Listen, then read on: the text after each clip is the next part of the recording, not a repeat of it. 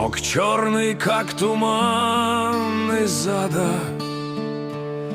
над Грозным все еще стоял. Пожаров дым и гарь металла, снег с грязью кровь перемешал. Земля дрожала в лихорадке разрывов, бесконечный гром. Смоле кипящий был подобен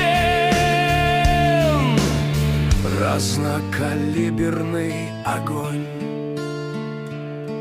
Вот ночь, как савана, пустила на город черные крыла, и тень безмолвная скользила, как будто смерть сама пришла. И стало слышно, как негромко собаки выли средь дворов, а ветер злой и омертвелый